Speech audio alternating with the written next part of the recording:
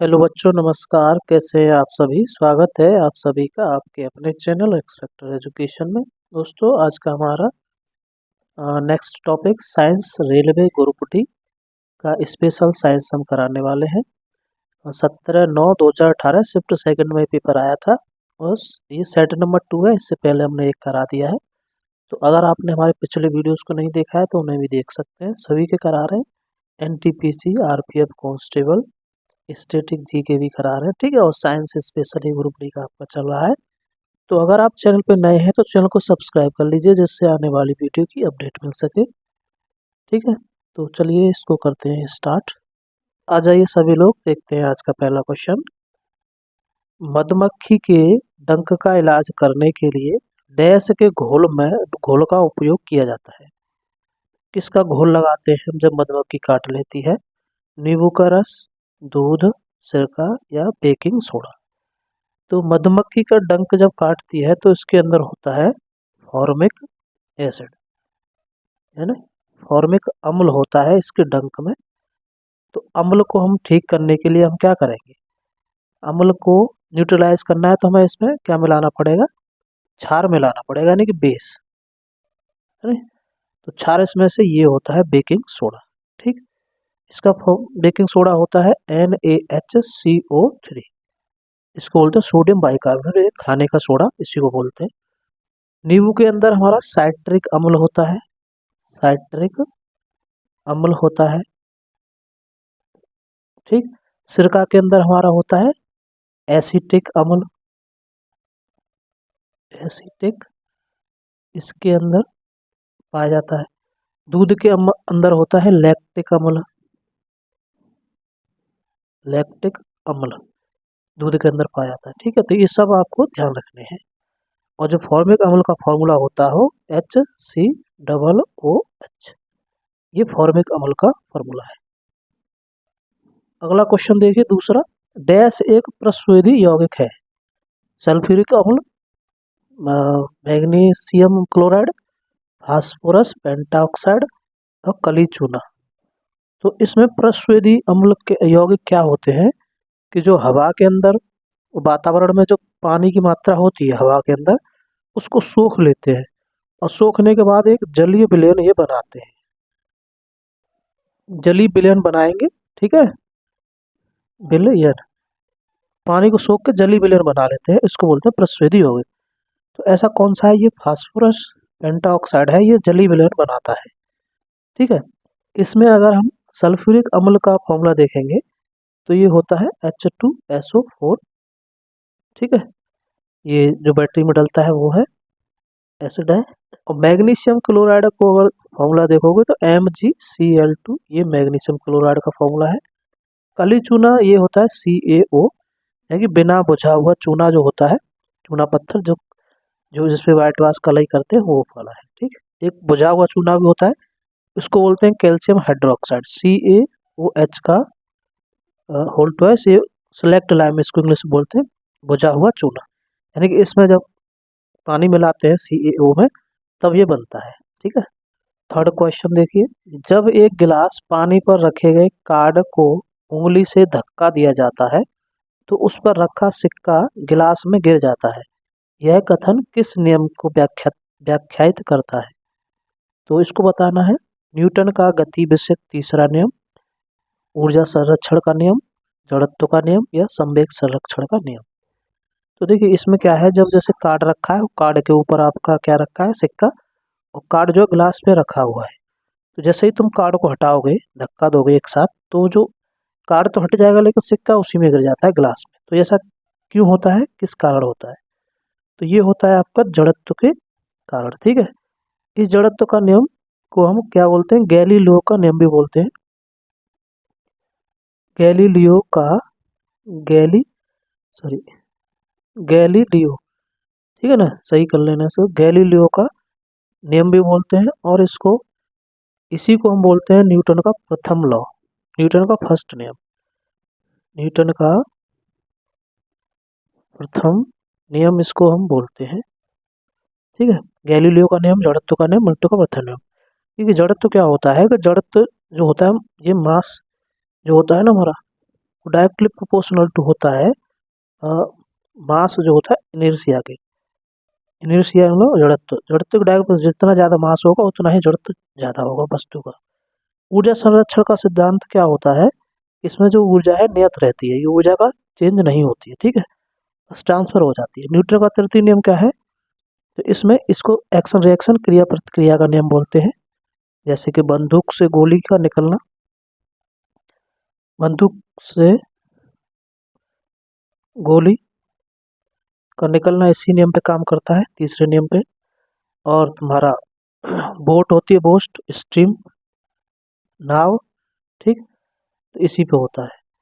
तैरते हैं जैसे तैरना भी इसी में आएगा, तैरना क्रिया प्रतिक्रिया का नियम पे काम करता है। संवेग संरक्षण सिद्धांत क्या होता है, इसमें अगर कोई वस्तु है तो उस पर अगर कोई बाह्य बल नहीं लगा है तो उसका संवेग जो है वो चेंज नहीं होता है, संवेग नियत रहता है। ये होता है संवेग संरक्षण का नियम, अगर कोई बाह्य बल नहीं लगा है तो। चौथा क्वेश्चन देखिए, परमाणु के भीतर न्यूट्रॉन द्वारा प्रोटॉन पर आरोपित बल क्या कहलाता है। ठीक है ना, जो बल लगाता है प्रोटॉन, न्यूट्रॉन के द्वारा जो प्रोटॉन बल लगाया जाता है उसको क्या बोलते हैं, ज्वारीय बल, विद्युत स्थैतिक बल, गुरुत्वाकर्षण बल या नाभिकीय बल। देखो ये जो नाभिक के अंदर पाए जाते हैं दोनों, तो इनको बोलेंगे नाभिकीय बल। किसी भी परमाणु के नाभिक में ये दोनों मिलते हैं, एक दूसरे पे बल लगाते हैं, तो इसको बोलते हैं नाभिकीय बल। ये सबसे मजबूत बल है। तो अगर पूछा जाए कि सबसे मजबूत बल कौन सा होता है, तो यही होता है। और सबसे कम मजबूत ये होता है गुरुत्वाकर्षण बल, ये सबसे कम मजबूत बल है। कौन सा है, गुरुत्वाकर्षण बल।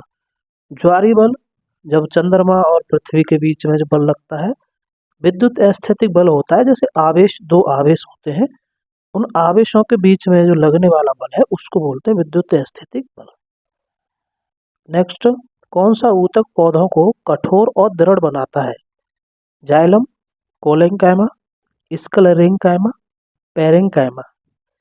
तो इसमें दृढ़ मतलब मजबूत, जैसे कि हमारा नारियल होता है, नारियल, तो नारियल के ऊपर जो छिलका होता है उसका कितना कठोर होता है, वो जो बना होता है वो भी इसी का बना होता है। जैसे बादाम होता है, बादाम का छिलका आपने देखा होगा कितना हार्ड होता है, वो भी इसी ऊतक का बना होता है, कठोर और दृढ़ होता है।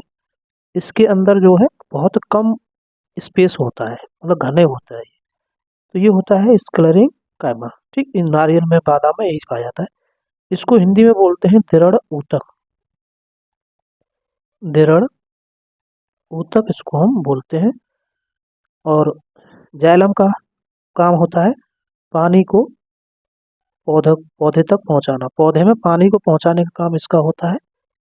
एक होता है फ्लोएम, फ्लोएम क्या करता है, वो भोजन को पहुंचाता है, भोजन को पहुंचाता है पौधे के सभी भाग में, ठीक। छठवां क्वेश्चन, निम्नलिखित में से मत्स्य वर्ग की विशेषता क्या नहीं है, यानी कि जो मत्स्य वर्ग में जो आते हैं एनिमल्स, उनकी क्या विशेषता नहीं है वो बताना है। गलफड़ों के द्वारा सांस लेना, हड्डी या उपास्थि का अंतः कंकाल होना, सल्क का बाह्य कंकाल या स्यूडोकोलम की उपस्थिति। देखो गलफड़ों से सांस लेते हैं, मछली गलफड़ों से सांस लेती है, इनके अंदर अंतः कंकाल होता है, मतलब हड्डियां होती हैं। सल्क का बाह्य कंकाल, इनके अंदर जो सल्क होते हैं बाहर की तरफ सल्क पाए जाते हैं। स्यूडोकोलम की उपस्थिति, स्यूडोकोलम इनके अंदर नहीं होता है, ठीक है।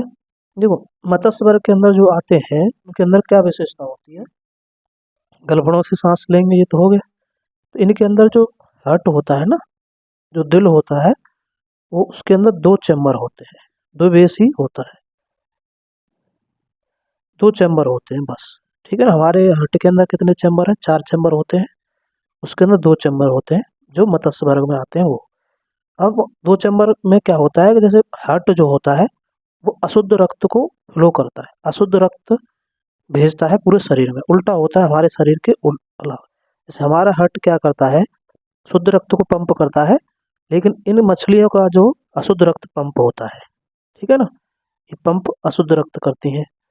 तो और हार्ट में कहाँ जाएगा? बॉडी में। तो बॉडी से शुद्ध रक्त कहाँ पे आता है? यहाँ पे। बॉडी से शुद्ध रक्त पंप होता है। तो शुद्ध रक्त कैसे? जैसे गलफड़ों से क्या करते हैं, ऑक्सीजन, पानी में से ऑक्सीजन ले लेते हैं गलफड़ों के थ्रू, वो मिल जाता है अशुद्ध रक्त के साथ, तो शुद्ध रक्त हो जाता है। फिर वो बॉडी से कहाँ जाएगा? हट में। हट क्या करेगा? फिर अशुद्ध रक्त को भेज देगा बॉडी के पास। फिर ये उसमें शुद्ध रक्त गलफड़ों से सांस लेते हैं, तो यहाँ से बॉडी में ऑक्सीजन चला जाता है उनके। ठीक। अगला 7वां क्वेश्चन, मनुष्य में पाए जाने वाले प्लेसेंटा ऊतक द्वारा निम्न में से कौन सा काम किया जाता है? यानी प्लेसेंटा जो होता है ऊतक, इससे क्या काम, ये क्या काम करता है? भ्रूण से अपशिष्टों को बाहर निकालना, भ्रूण को पोषण प्रदान करना, भ्रूण के सहायक के रूप में कार्य करना, भ्रूण से अपशिष्टों को बाहर निकालना और भ्रूण को पोषण प्रदान करना। तो जो प्लेसेंटा होता है, ये देखिए टेम्पररी ऊतक होता है। ये जब जनन, जब निषेचन होता है, निषेचन होने के बाद में जब बच्चे का डेवलपमेंट होता है, तब ये क्रिएट हो जाता है, बन जाता है। कुछ समय के लिए, जब तक बच्चा पेट में रहता है तब तक बन जाता है। तो जब बन जाएगा उसके बाद इसका जो काम होता है, तो अपशिष्ट जो होते हैं, मतलब जो बेकार पदार्थ होते हैं भ्रूण के अंदर, और पोषण प्रदान करना, मतलब उसको खाना पहुंचाने का काम यही करता है प्लेसेंटा। तो ये इसका काम रहेगा। ठीक है, प्लेसेंटा ऊतक का काम होता है। अपशिष्ट मतलब होता है जो बेकार पदार्थ होते हैं, जैसे हम बाहर निकालते हैं CO2, तो ये हमारे लिए बेस्ट है, हमारे बॉडी में इसका कोई काम नहीं है। ऐसे ही, ठीक है, अपशिष्ट पदार्थ जैसे यूरिन हम रिलीज करते हैं, ठीक, तो ये सब अपशिष्ट पदार्थ हैं, तो इनको बाहर इसी के थ्रू निकाला जाता है। एक होता है एम्बिलिकल कॉर्ड, एम्बिलिकल कॉर्ड, तो इसके थ्रू इसमें जाता है, प्लेसेंटा से कनेक्ट रहता है एम्बिलिकल कॉर्ड। और एम्बिलिकल कॉर्ड नाभि जिसको बोलते हैं ना, नाभि, तो वो नाभि से कनेक्ट रहता है, तो नाभि के थ्रू हमारा जाता है खाना, बच्चे उसको खाते हैं। अगला 8वां क्वेश्चन, रक्त में शर्करा के स्तर में वृद्धि का पता किसकी कोशिकाओं द्वारा चलता है? यानी कि जो शुगर जो होता है, शुगर लेवल बढ़ जाता है हमारे शरीर में, कैसे पता करते हैं? गुर्दा, पित्ताशय या यकृत, अग्नाशय। तो इसमें क्या होता है, हमारे जब शुगर बढ़ जाता है तो हमारे एक रोग होता है जिसको बोलते हैं क्या? डायबिटीज। तो डायबिटीज हमें हो जाती है। ठीक है, डायबिटीज हो जाती है शुगर लेवल जब बढ़ जाता है। तो ये हमारा काम होता है अग्नाशय का।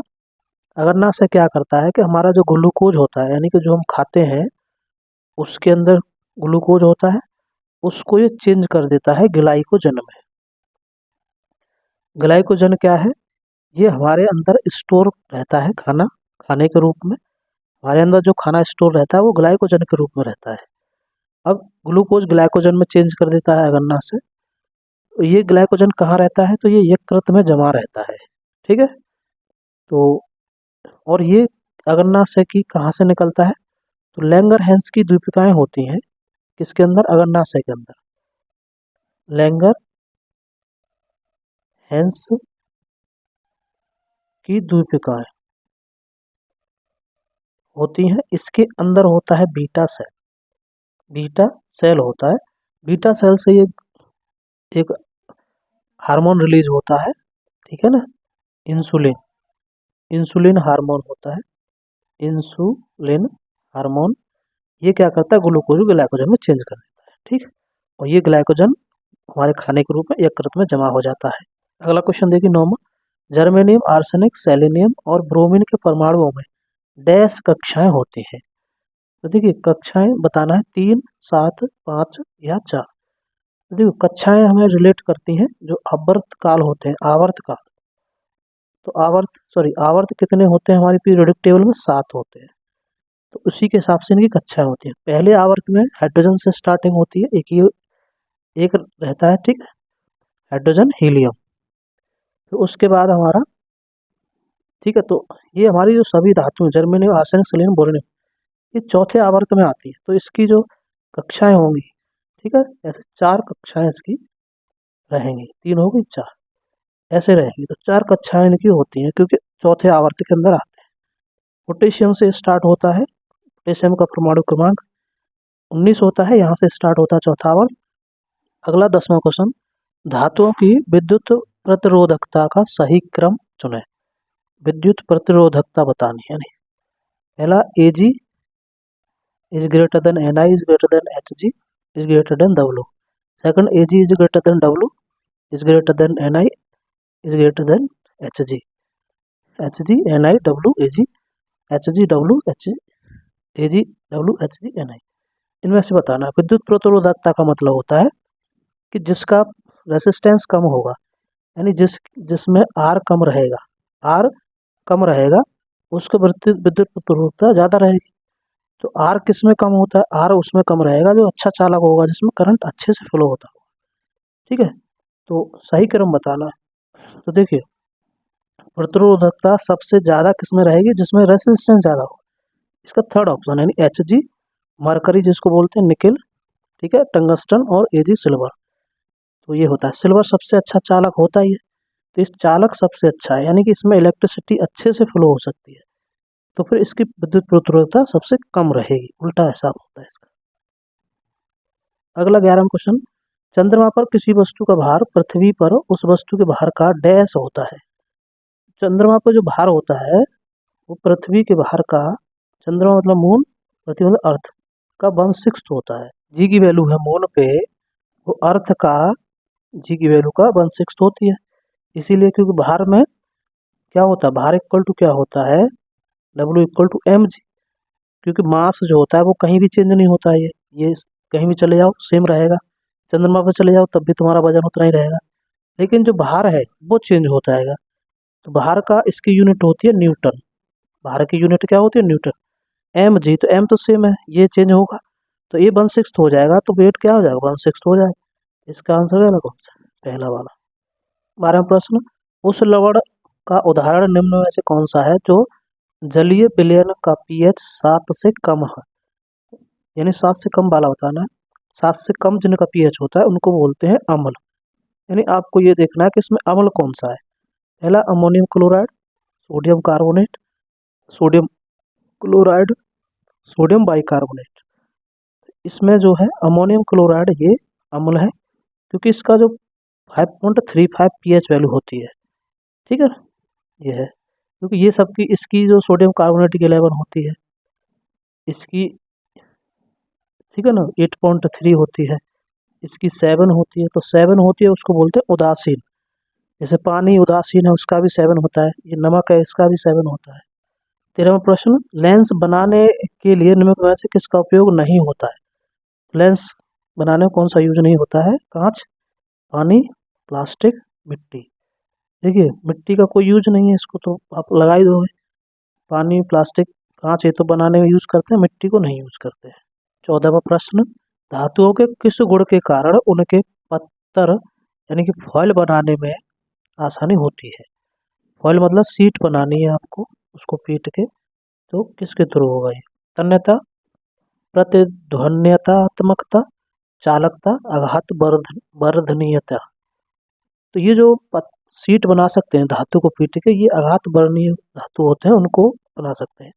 इसको इंग्लिश में बोलते हैं मेलिएबिलिटी, मेलिएबिलिटी, ठीक है। और जिस धातु को पीट के हम तार बना सकते हैं, तार तार समझे, गोल वाला, तो उसको बोलते हैं तन्यता, तन्यता बोलते हैं। इसको बोलते हैं इंग्लिश में डक्टिलिटी, डक्टिलिटी बोलते हैं इसको, ठीक।